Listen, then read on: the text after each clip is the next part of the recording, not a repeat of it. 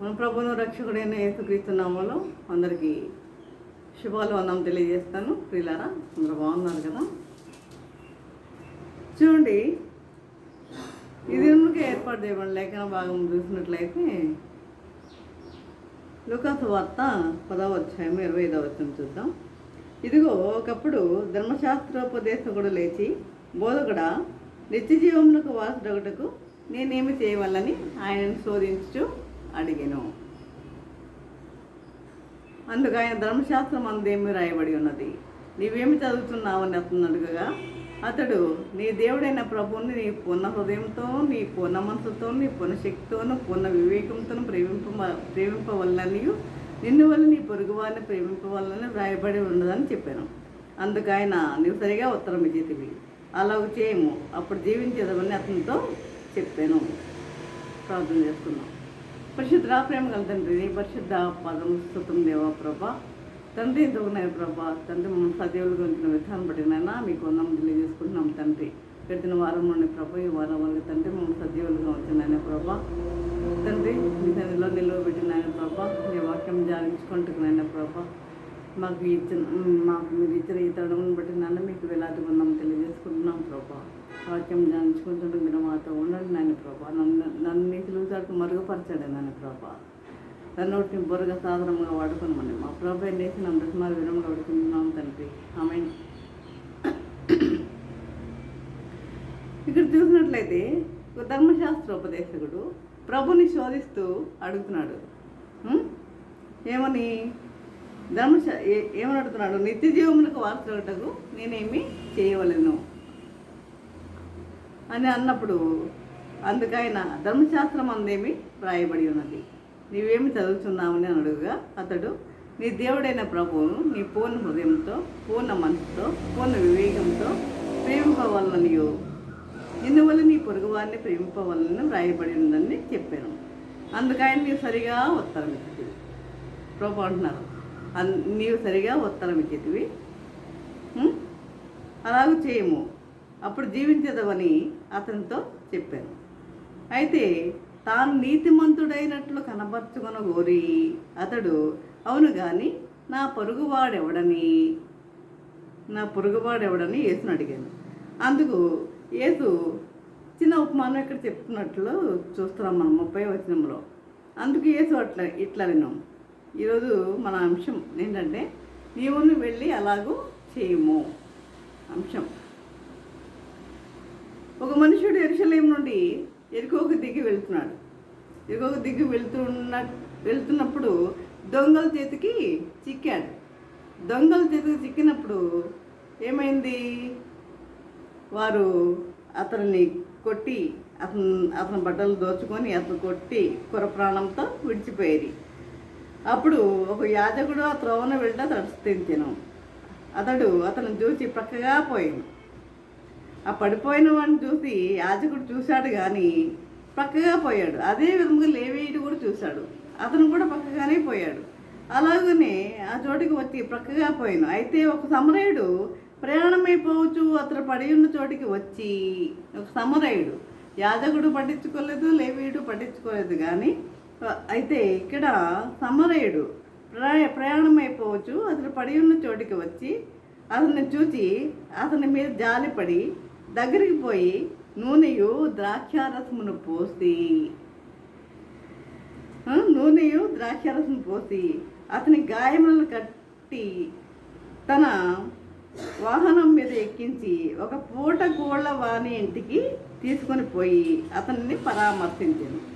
మన్నాడు అతడు 2 దేనారములు తీసి ఆ పూట కోళ్ళ వానికి ఇచ్చి, ఇతన్ని పరామర్శించండి, ఇతన్ని జాగ్రత్తగా చూసుకోమని వారికి చెప్తున్నాడు. నీవు ఇంకేమైనా ఖర్చు చేసిన ఎడలా నేను మరలా వచ్చినప్పుడు అవి నీకు తిరిగి చెల్లిస్తాను, ఖర్చు చేసి నీకు తీర్చేది నన్ను అతనితో చెప్పి పోయాను. కాక దొంగల చేతిలో చిక్కిన వానికి ఈ ముగ్గురిలో ఎవడు పొరుగువాడాయనని నీకు తోచున్నది అని యేసు అడగగా, అతడు అతని మీద జాలిపడిన వాడే అనెను. ఎందుకు ఈ ఉపమానం చెప్పాడు అంటే, ఆ ధర్మశాస్త్రోపదేశకుడికి నా పొరుగువాడేవాడు అని ప్రశ్నించాడు. అందుకు ఈ ఉపమానం చెప్తున్నట్లుగా మనము చూస్తున్నాం. కాబట్టి మనము ఇతరుల మీద జాలి పడేవారిగా ఉండాలని దేవుని వాక్యము తెలియజేస్తుంది ప్రియులారా. అది ఇంకా చూడండి, మనము బైబిల్ చదివే ముందు, బైబిల్ ప్రతి ఒక్కరు చదువుతారు, అంటే చదువు రానివారు అయితే అవ్వచ్చు, కానీ బైబిల్ ప్రతి ఒక్కరు కూడా చదువుతారు. కొన్ని సందర్భాల్లో మరి వారి యొక్క పరిస్థితులు బట్టి, వారి యొక్క ఉద్యోగాలను బట్టి చదువుకోలేని పరిస్థితులు ఉండవచ్చు. బైబిల్ చదివే ముందు మనం ఏం చేయాలి? ప్రార్థన చేసుకోవాలి. ఏం చేయాలి? నీ వాక్యాన్ని నేను గ్రహించినట్టు నా హృదయాన్ని తెరువు, నీ వాక్యాన్ని నేను గ్రహించినట్టు నా హృదయాన్ని తెరవమని అడగాలి. ఆయన వాక్యాన్ని మనం గ్రహించాలి, చదివేయటం కాదు. అందరూ చదివేస్తారు. ఇప్పుడు చూడండి, చర్చిలో వాక్యం చదవమంటే పోటీల మధ్య చదివేస్తారు, కానీ ఆ వాక్యము అర్థం చేసుకునే వారిగా ఉండాలి. ఆ వాక్యానికి అర్థం మనం తెలుసుకునే వారిగా ఉండాలి. కనుక ఈ పోటీతత్వం అనేది మనకు వద్దు. కానీ కాబట్టి అనాలోచనగా అజాగ్రత్తగా మనం చదవద్దు. అనాలోచనగా అజాగ్రత్తగా మనం చదవద్దు. అజాగ్రత్తగా మనము చదవద్దు. అది ఏంటది? పరిశుద్ధ గ్రంథం, ఆ దేవుని వాక్యం అది. కాబట్టి మత గ్రంథాన్ని చదివినట్లుగా చదవద్దు. చదవకపోతే ఏదో కిడు జరుగుతుందనే ఉద్దేశంతో చదవద్దు. ఆదివారం దేవుని సన్నిధికి వెళ్ళే ముందు వాక్యం అర్థమయ్యేలాగా, వాక్య ప్రకారం జీవించేలాగా మనము ప్రార్థన చేసుకుని వెళ్ళాలి. వాక్యం అర్థమయ్యేలాగా. కొంతమందికి వెళ్ళిన ఏం చెప్పారో వాక్యం అంటే, అర్థమైందా వాక్యం అంటే ఏదోలే అంటారు. ఇలా అనేవాళ్ళని నేను చాలామందిని చూసా. కాబట్టి దేవుని వాక్య ప్రకారం జీవిస్తే నీవు బండ మీద ఇల్లు కట్టినట్లే. నువ్వు దేవుని వాక్య ప్రకారం జీవించినట్లయితే నువ్వు బండ మీద ఇల్లు కట్టినట్లే. వాన వచ్చినా వరద వచ్చినా నువ్వు క్రీస్తు అనే బండ మీద నీ ఇల్లు కట్టుకుంటే నువ్వు పడిపోవు.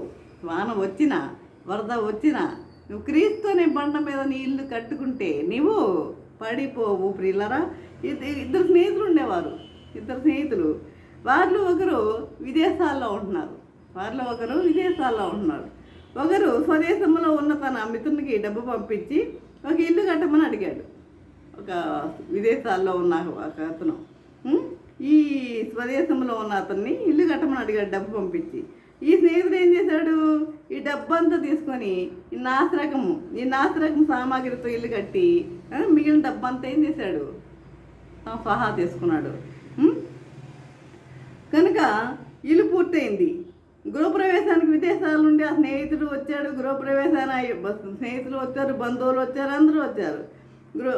అయిపోయాక ఆ స్నేహితుడు అక్కడున్న వారందరితో ఇలా అన్నాడు, ఈ నా స్నేహితుడు ఈ ఇల్లు కట్టడానికి ఎంతో శ్రమపడ్డాడు కదా, ఎంతో శ్రమపడ్డాడు.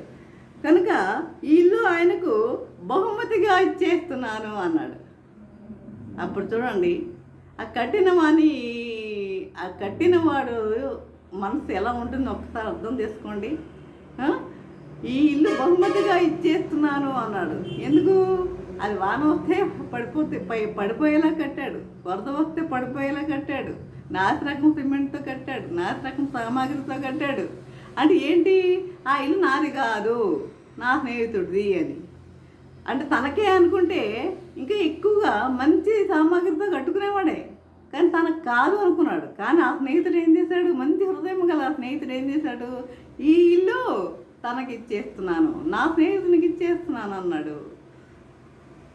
ఇలాంటి వాళ్ళు చాలామంది ఉంటారు కదా. ఇలాంటి వాళ్ళు స్నేహితులను మోసం చేసేవాళ్ళు. స్నేహితుల గురించి చాలా వీడియోస్ చేస్తాను నేను. కాబట్టి మంచి స్నేహితులను మనము ఎన్నుకునేవారిగా ఉండాలి. కాబట్టి ఆ స్నేహితుల గుండె జల్లు మంది. ఎందుకంటే అదంతా తక్కువ రకము నాసిరకం సామాగ్రితో కట్టింది కదా, అయ్యో ఇది నాకే ఇస్తాడని తెలిస్తే మంచి సామాగ్రితో కట్టి ఉండేవాడిని అని మనసులో ఆవేదన చెందాడు పిల్లరా. కాబట్టి చూడండి, యేసుప్రభు దినాల్లో ఇక్కడ చూసినట్లయితే చూడండి,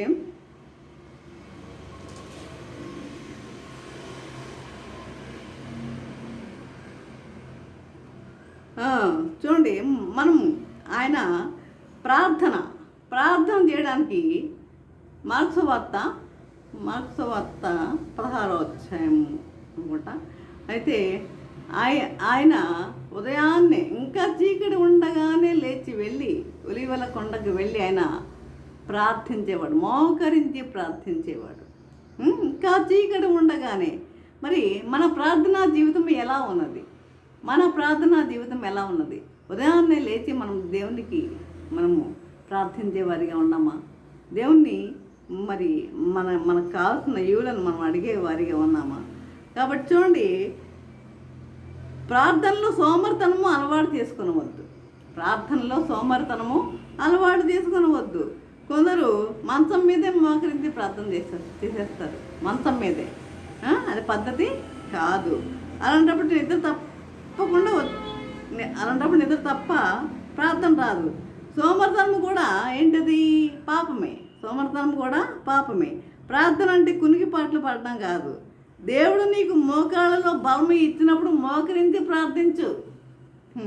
మోకాళ్ళలో బలం లేని వాళ్ళు బాధపడి ఏడుస్తున్నారు ఈ రోజుల్లో, నొప్పులతో, మోకరించలేక, కూర్చోలేక. మరి ఎవరికైనా మోకాళ్ళలో బలం ఉన్నప్పుడు మోకరించి ప్రార్థించండి, మోకరించి ప్రార్థించండి. కాబట్టి నీ రాబడిలోనే కాదు దశమ భాగం ఇవ్వడం, నీ సమయంలో కూడా నీవు దశమ భాగం దేవునికి ఇచ్చేవారిగా ఉండాలి. నీ సమయంలో కూడా నీ దశమ భాగం నువ్వు దేవునికి ఇచ్చేవారిగా ఉండాలి. రోజుకు 24 గంటలు, రోజుకు 24 గంటలు, దాంట్లో దశమ భాగం అంటే 2.5 గంటలు దేవునివి. మరి 2.5 గంటలు దేవునికి మనం ఇస్తున్నావా? లేదండి. నేను చాలామందిని చూస్తా, ఇద్దరు ముగ్గురు కూర్చున్నప్పుడు వాళ్ళ మధ్య దేవుని మాటలు అనేవి రావు. ఇరుగు పొరుగు వారి మాటలు, వాళ్ళ మాటలు, వీళ్ళ మాటలు, కుటుంబ సమస్యలు, ఇవి తప్ప దేవుని మాటలు అనేవి రావు. మరి దేవునికి 2.5 గంటలు ఎంత కేటాయిస్తున్నావు?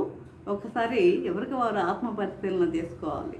ఇద్దరు ముగ్గురు ఉన్నప్పుడు దేవుని మాటలు అసలు రావు. నేను ఖచ్చితంగా చెప్పగలను ఆ మాటలు. కనుక రోజుకి 24 గంటలు ఉంటే దాని దశమ భాగము 2.5 గంటలు దేవునివే. ఆయన సమయం ఆయనకి ఇవ్వకపోతే నువ్వేంటి?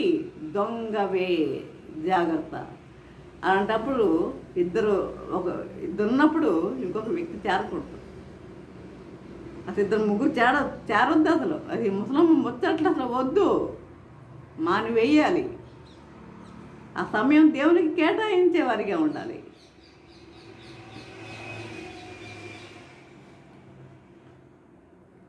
కాబట్టి చూడండి, యేసు ప్రభు ఆషామాషిగా ఈ లోకంలోకి రాలా కదా. ఆషామాషిగా వచ్చాడు ఈ లోకానికి. ఆయన ఎందుకు వచ్చాడు? ఏదో కొద్ది కాలం ఉండి కొన్ని అద్భుతాలు చేసి వెళ్ళిపోదామని వచ్చాడా? కొన్ని అద్భుతాలు చేసి చూపించి వెళ్ళిపోదామని వచ్చాడా? రక్తం కార్చాడు మన కొరకు రక్తము కార్చి ప్రాణం పెట్టాడు. మన కొరకు రక్తము కార్చి ప్రాణం పెట్టాడు. పిల్ల రక్తము కార్చాడు. మరి నీ ప్రయాణం ఎక్కడికి? మన ప్రయాణం ఎక్కడికి? పరలోకానికా, నరకానికా? ఎక్కడికి మన ప్రయాణం ఎక్కడికి? మధ్యలో ఉన్నాననవద్దు, తటస్థం అనేది లేనే లేదు. మధ్యలో ఉన్నానని అనొద్దు, తటస్థం అనేదే లేదు. కాబట్టి యెరూషలేమును విడిచి యెరికోకు వెళ్తున్నాడు. ఈ సమయంలో వెళ్ళవద్దని ఒకవేళ ఎవరైనా అతన్ని హెచ్చరించినా వినకుండా వెళ్తున్నాడేమో. కొన్ని చోట్ల అపాయమని బోర్డు పెడతారు, కొన్ని చోట్ల కదా, డేంజర్ అని పెడతారు, అపాయమని బోర్డు పెడతారు. మరి ముఖ్యంగా కొండ ప్రాంతాల్లో ప్రయాణాలు చేసేటప్పుడు చాలా చోట్ల ఇటువంటి హెచ్చరికలు కనపడతాయి. దేవుడు తన వాక్యంలో హెచ్చరికలు వ్రాయించి పెట్టాడు. వాటిని గమనించి ఇది వద్దు, ఇది నీకు దీవెన కాదని హెచ్చరించినప్పుడు మనం ఏం చేయాలి? సరి చేసుకోవాలి. మన జీవితాలను మనం సరి చేసుకోవాలి. ఇది వద్దు, ఇది చేయవద్దు అని అన్నప్పుడు మన జీవితాలను మనం ఏం చేయాలి? సరి చేసుకునే వారిగా ఉండాలి. చూడండి, ఏసావు ఏం చేశాడు? ఒక కూటి కొరకు తన జ్యేష్ఠత్వాన్ని అమ్ముకున్నాడు. ఒక పూట కూటి కొరకు. ఆ చుక్కుడికాయ వంటకం ఎర్ర కనపడుతుంటే ఒక పూట కూటి కొరకు తన జ్యేష్ఠత్వాన్ని అమ్ముకున్నాడు ఏసావు. ఈ దినాల్లో కూడా చాలామంది యవనస్తులు లోకాశల కొరకు అమ్ముడుపోతున్నారు. లోకాశల కొరకు అమ్ముడుపోతున్నారు పిల్లరా. ఈ లోకాశలు, ఈ లోక సంబంధమైన ఆశలు, ఏ నిమిషం ఏమైపోతామో మనకు తెలీదు, ఎప్పుడు గతించిపోతామో మనకు తెలీదు, ఎప్పుడు దేవుడు మనల్ని పిలుస్తాడో మనకు తెలీదు. మనం సిద్ధముగా ఉండాలి. సిద్ధపాటు కలిగిన జీవితాలు మనం కలిగి ఉండాలి. ఆ జీవితం నీకున్నదా? ఆ విధంగా మనం జీవిస్తున్నామా? కాబట్టి చూడండి, సెల్ ఫోన్ల వల్ల ఉపయోగాలు ఉన్నాయి కానీ నష్టాలు కూడా ఉన్నాయి. సెల్ ఫోన్ల వల్ల మంచి వార్తలు కూడా వింటున్నాము, అనేక విషయాలు తెలుసుకుంటున్నాము. దానివల్ల నష్టాలు కూడా ఉన్నాయి. అవి చూసి పాడైపోయేవారు కూడా అనేక మంది ఉన్నారు.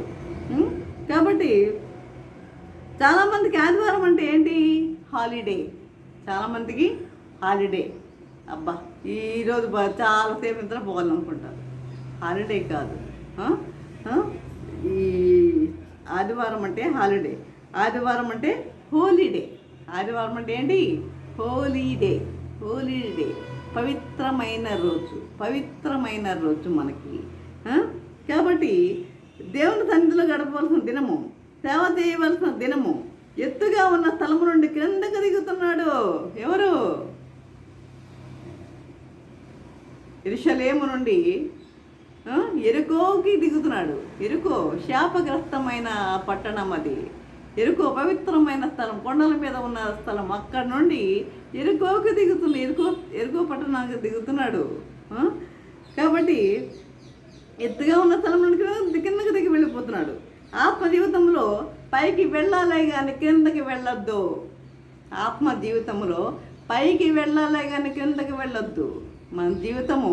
మన ఆత్మ జీవితము పవిత్రముగా ఉంటకు మనము కాపాడుకునే వారిగా ఉండాలి. పవిత్రంగా మనం కాపాడుకునే వారిగా ఉండాలి. కాబట్టి చూడండి, యెషయా గ్రంథము 6:26 ఎవడు యెరికో పట్టణంను కట్టింప పూనుకొనునో వాడు యెహోవా దృష్టికి శాపగ్రస్తుడగును. ఎవడు యెరికో పట్టణంను కట్టించ పూనుకొనునో వాడు యెహోవా దృష్టికి శాపగ్రస్తుడగును. వాడు దాని పునాది వేయగా వాని జ్యేష్ఠ కుమారుడు చచ్చును. దాని తలుపులను నిలువనెత్తగా వాని కనిష్ఠ కుమారుడు చచ్చును అని యెషయా యెరికోను శపించాడు. యెరికో శాపగ్రస్తమైన పట్టణం. యెరికో శాపగ్రస్తమైన పట్టణం. అతడు దాని పునాది వేయగా అభిరాము అతని జ్యేష్ఠపుత్రుడు చనిపోయాడు. హియేలు యెరికో పట్టణాన్ని కట్టించాడు. అతడు దాని పునాది వేయగా అభిరాము అతని జ్యేష్ఠపుత్రుడు చనిపోయాడు. తర్వాత దాని గౌనలను ఎత్తగా నెగోబు అతని కనిష్ట పుత్రుడు చనిపోయాడు. రాజుల మొదటి గ్రంథము 16:34 చూసినట్లయితే యెషయా ద్వారా దేవుడు చెప్పిన మాట నెరవేరింది. యెరూషలేము పరలోకానికి గుర్తుగా ఉంది. ఈ యెరూషలేము అనేది పరలోకానికి గుర్తుగా ఉంది. నరకాన్ని ఖాళీ చేద్దాం, పరలోకాన్ని నింపుదాం అనేది ఒక దేవుని సేవకుని యొక్క నినాదం. నరకాన్ని ఖాళీ చేద్దాం, పరలోకాన్ని నింపుదాం. నరకాన్ని ఖాళీ చేసేద్దాం, పరలోకాన్ని నింపుదాం అనేది ఒక దేవుని సేవకుని యొక్క నినాదం. యెరికో నుండి వస్తున్న వ్యక్తి దొంగల చేతిలో చిక్కాడు కదా. యెరికో నుండి వస్తున్న వ్యక్తి దొంగల చేతికి చిక్కాడు. కానీ అసలు దొంగ ఎవరు? సాతానే కదా. అసలు దొంగ ఎవరు? అతను నడిపించింది ఎవరు? సాతానే కదా. మనలో ఉండి నడిపించింది, మనలో ఉండి ఈ క్రియలన్నీ చేయిస్తుంది ఎవరంటే సాతానే. కాబట్టి సాతాను ఆత్మల దొంగ. యెషయా 10:10 చూసినట్లయితే దొంగతనమును హత్యను నాశనమును చేయటకు వచ్చును కానీ మరి దేనికి రాడు. దొంగ దేనికి వస్తాడంట? హత్యను నాశనమును చేయటకు వచ్చును కానీ మరి దేనికి రాడు. గొర్రెలకు జీవం కలుగుటకు, అది సమృద్ధిగా కలుగుటకు నేను వచ్చేది అని యోహాను సువార్త 10:10 అని యేసు ప్రభు చెప్పాడు. దొంగ వస్తున్నాడు. జాగ్రత్త. విన్న వాక్యాన్ని సాతాను ఎత్తుకుపోతున్నాడు. నీవు ప్రభువులోకి ఎదగకుండా చేస్తున్నాడు. నువ్వు ప్రభువులోనికి ఎదగకుండా చేసేవాడు ఎవడు అంటే సాతానే. నిన్ను ప్రభువులోనికి ఎదగకుండా చేసేవాడు ఎవడు అంటే సాతానే అని మనం గుర్తుపెట్టుకోవాలి. కాబట్టి ఈ విధంగా చూడండి, కొన్ని విషయాలు చెప్పి ముగిస్తాను నేను.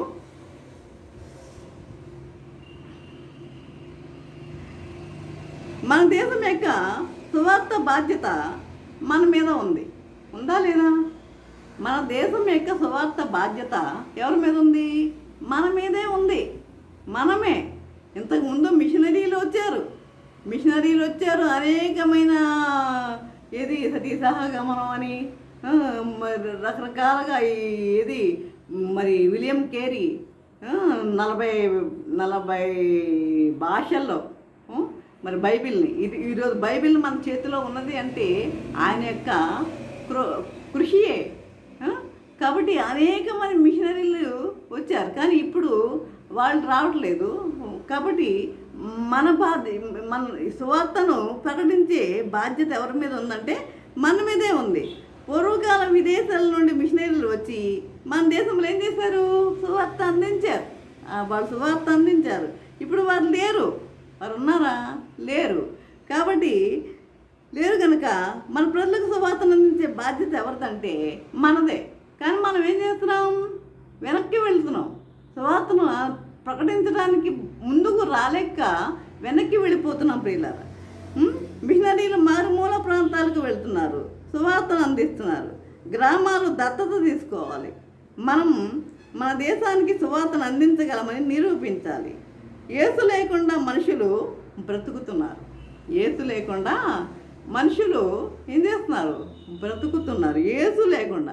అసలు యేసు అనే పేరు కూడా తెలియని వారు అనేక మంది ఉన్నారు. మీకు ఒకసారి నేను చెప్పినట్టు గుర్తు, మారుమూల ప్రాంతాలకి బిల్లీ గ్రహాం గారు వెళ్ళారు సువార్తను అందించడానికి. వెళ్ళినప్పుడు ఆయనకి దాహమై అక్కడ చిన్న కొట్టు ఉన్నప్పుడు, ఆ చిన్న బడ్డీ కొట్టు లాంటిది ఉన్నప్పుడు ఆయన దగ్గరికి వెళ్ళి ఏమన్నాడు? థమ్సప్ ఉందా అంటే ఉందని ఇచ్చాడు. తాగాడు. తర్వాత యేసు తెలుసా అన్నాడు ఆయన్ని, కొట్టేది మంది. యేసు తెలుసా అంటే ఏసా అనే డ్రింక్ ఇంతవరకు మాకు రాలేదు ఇక్కడికి అన్నాడు. చూసారా? యేసు ఎవరంట? డ్రింక్ అంట. యేసు అనే డ్రింక్ ఇంతవరకు మాకు రాలేదు అన్నాడంట. చూడండి మరి ఎంతగా మనము దేవుని యొక్క సువార్తను మనం ప్రకటించేవారిగా ఉండాలి. ఎవరు ముందుకు వస్తున్నారు? రాలేని స్థితిలో ఉన్నారు. ఈ లోక సంబంధమైన ఆశలలో నిమగ్నమైపోయేవారిగా ఉన్నారు. కనుక అక్కడే ఆయన బిల్లీ గ్రహాం గారు మోకరించి ప్రార్థించారంట.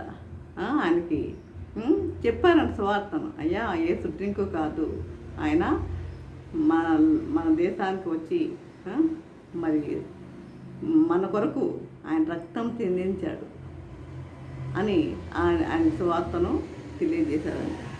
కాబట్టి ఈ విధంగా మనలో ఉన్న జీవాన్ని మనం ఇతరులకు అందించాలి. అదేవిధంగా సాసుందర్ సింగ్ గారు రైల్లో ప్రయాణం చేస్తూ ఒక వ్యక్తికి ఏం చేశారు? కరపత్రం ఇచ్చారు. ఒక వ్యక్తికి కరపత్రం ఇచ్చారు. అది చదివి ఆ వ్యక్తి అది యేసును గురించి వ్రాయబడినందున కోపంతో నలిపేసి కిటికీల నుండి బయటికి విసిరేశాడు. పక్కన ఉన్న వ్యక్తికి కరపత్రం ఇస్తే అది యేసుకు సంబంధించిందని, అది అతనికి యేసు అంటే ఇష్టం లేదు కనుక ఆ కరపత్రాన్ని ఏం చేశాడంటే అది నలిపేసి కిటికీల నుండి విసిరివేశాడు. తర్వాత బయట రైలు పట్టాల వెంబడి నడుస్తున్న వ్యక్తికి అది తగిలింది. ఇది నా మీద ఎవరు వేశారా అని అనుకుంటూ ఆ కరపత్రాన్ని చదివాడు. నీవు మరణించిన అవసరం లేదు అంటే ఆయన మరణించడానికి వస్తున్నాడు రైల్వే ట్రాక్ నుంచి.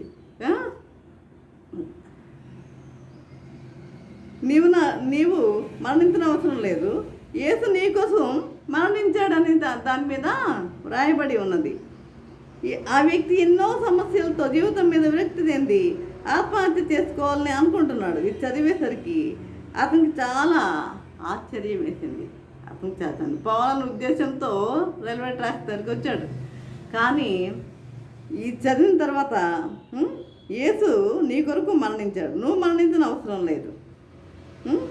కాబట్టి దేవుడే తన పరిస్థితిని గమనించి తనకి ఈ కరపత్రం పంపించడానికి గ్రహించి యేసు ప్రభుని తన సొంత రక్షకునిగా ఆ వ్యక్తి అంగీకరించాడు, తన సొంత రక్షకునిగా అంగీకరించాడు. మరి ఎంతమంది ఈరోజు ప్రభుని సొంత రక్షకునిగా అంగీకరించే వారిగా ఉన్నారు? అందరూ వస్తున్నారు, చర్చికి వస్తున్నారు. వచ్చిన వారిలో ఎందరూ దేవుని సొంత రక్షకునిగా అంగీకరించే వారిగా ఉన్నారు? ఎంతమంది ఆ విధంగా జీవించేవారిగా ఉన్నారు? కనుక చాలా సంవత్సరాల తర్వాత ఒక సభలో ఈ విషయాన్ని తన సాక్ష్యంలో చెప్పాడంట. ఎవరు? ఇతనే, ఈ కరపత్రం చదివి మరణించకుండా ఆగిపోయినవాడు. తర్వాత ఒక సభలో ఈ విషయాన్ని తన సాక్ష్యంలో చెప్పాడు. నువ్వు చేసే చిన్న పని ద్వారా ఒక ఆత్మ రక్షించబడవచ్చు కదా. నువ్వు చేసే చిన్న పని ద్వారా ఒక ఆత్మ రక్షించబడవచ్చు. సాసుందర్ సింగ్ గారు ఒక కరపత్రాన్ని వ్యక్తికి ఇవ్వడం వల్ల అతను దాన్ని చదవకపోయినా దాన్ని పక్కకు పడేసిన ఆ చదివిన వ్యక్తిలో మారు మనసు అనేది కలిగింది. ఈరోజు నేను చేస్తున్న పని కూడా అదే. ఒకవేళ చాలామంది అనుకోవచ్చు, చాలామంది కూడా వినకపోవచ్చు, చాలామంది కూడా ఈ యొక్క సందేశాన్ని వినకపోవచ్చు. కానీ ఎంతో మందిలో, కానీ చాలామందికి చాలా చోట్లకి ఇది వెళ్ళటం లేదు, ఈ సువార్త వెళ్ళటం లేదు. కాబట్టి ఈ యొక్క సువార్తని కనీసం 10 మందిలో ఒక్కరు చదివినా, ఒక్కరు విన్నా మారు మనసు పొందితే చాలు. మారు మనసు పొందితే చాలు. అది నా యొక్క లక్ష్యం, నా గోల్. అది ఒక్కరన్న చదవాలి, ఒక్కరన్న వినాలి. నేను చెప్పిన సందేశం ఒక్కరన్న వినాలి, ఒక్కరిలో ఉన్న మారు మనసు అనేది కలగాలి అన్నది అంతే. కాబట్టి ఒక ఆత్మ రక్షించబడాలి మన ద్వారా. రేపు దేవుని దగ్గరికి వెళ్ళినప్పుడు ప్రభు అడుగుతాడంట మనల్ని, నువ్వు ఎంతమంది నా కోసం నువ్వేం చేస్తావు, నువ్వు ఎంతమందిని రక్షించావు, ఎన్ని ఆత్మలను నువ్వు రక్షించావు అని అడిగినప్పుడు నువ్వేం చేస్తావు? తల వంచుకుంటావా? లేదు ప్రభా, నేను అనేక ఆత్మలను రక్షించాను అని చెప్తావా? ధైర్యంగా చెప్తావా దేవుని ముందు? ఆ ధైర్యం మనకు కావాలి, ఆ ధైర్యం మనకు కావాలి. కనుక మనం ఏం చేయాలి? సేవ చేసేవారిగా ఉండాలి. చూడండి, మనకు అవకాశాలు లేకపోవచ్చు, ఎక్కడికి వెళ్ళలేకపోవచ్చు. కనీసం చర్చెస్లోనైనా ఎక్కడ మనకు దొరికిన అవకాశాలు, మనకు దేవుడి ఎక్కడైనా అవకాశం ఇస్తే అక్కడైనా మనం సేవ చేసేవారిగా ఉండాలి. అంతే. మనం ఎక్కడెక్కడికి మనం వెళ్ళలేకపోవచ్చు, మనకు అవకాశాలు ఉండకపోవచ్చు కదా. కాబట్టి సేవ చేద్దాం, సువార్త ప్రకటిద్దాం, ఆత్మలను ప్రభు కొరకు మనం ఏం చేద్దాం? ప్రభు కొరకు సంపాదిద్దాం, ఆత్మలను ప్రభు కొరకు సంపాదిద్దాం ప్రియులారా. కాబట్టి ఈ విధంగా ఉండాలని ప్రభు కోరుకుంటున్నాడు. అర్థమైందా మీకు ఇప్పుడు? కాబట్టి మనము ఇతరులకు ప్రకటించాలి, సువార్తను ప్రకటించాలి. కనీసం ఒక్క ఆత్మ అన్నం మనము రక్షించేవారిగా ఉండాలి. ఈ విధంగా ఉండాలని ప్రభు కోరుకుంటున్నాడు. ఈ విధంగా జీవించడానికి పరిశుద్ధాత్మ దేవుడు సహాయం చేసి నడిపించను గాక. ఆమేన్. మనం ప్రార్థన చేసుకుందాం. పరిశుద్ధ ప్రేమగల తండ్రి, నీ పరిశుద్ధ పాదముస్తోత్రం దేవా. ప్రభా తండ్రి, ఇంతో నేను ప్రభా నీ వాక్యంలో తండ్రి మాతో మాట్లాడిన విధానం పడినైనా మీకు వందనం తెలియజేసుకుంటున్నాము ప్రభా. ఇదిగోనైనా తండ్రి, మరి ఈ యొక్క వాక్యం మరి ఎంతమంది అయితే విన్నారో కానీ మాకు తెలియదు నాయన ప్రభా. తండ్రి, మరి ఒక్క ఆత్మను రక్షించాలనేది నా యొక్క కోరిక నాయన ప్రభా. ఒక్క ఆత్మలను రక్షించాలనేది నా యొక్క కోరిక ప్రభా. ప్రతి ఒక్కరు నాయన ప్రభా ఈ యొక్క సందేశాన్ని ప్రతి ఒక్కరు విని నాయన అర్థం చేసుకొని గ్రహించి నీ బిడ్డలుగా జీవించేవారుగా ఉంటకు నీ కృప అనుగ్రహించమని వేడుకుంటున్నాము తండ్రి. ప్రతి ఒక్కరికి వినగల జీవులు గ్రహించగల మనసును వాక్యానుసారంగా జీవితంను దయచేయమని వేడుకుంటున్నాను ప్రభా. తండ్రి, ప్రతి ఒక్కరిలో తండ్రి మారు మనసు అనుభవం అనుగ్రహించటకు నీకు అనుగ్రహించమని నజరేయుడైన నామమున మరి వినమ్ముగా వేడుకొంచున్నాము తండ్రి. ఆమేన్. తండ్రి అయిన దేవుని ప్రేమ, కుమారుడైన క్రీస్తు కృపయు, పరిశుద్ధాత్మిక నేను సహవాసము సకల దీవెనలు సదాకాలము ప్రభా తండ్రి ఎంతమంది అయితే ప్రభా వాక్యం నలుపుతా ఒక్కరికి తోడి నిల్చుండను గాక. ఆమేన్, ఆమేన్, ఆమేన్.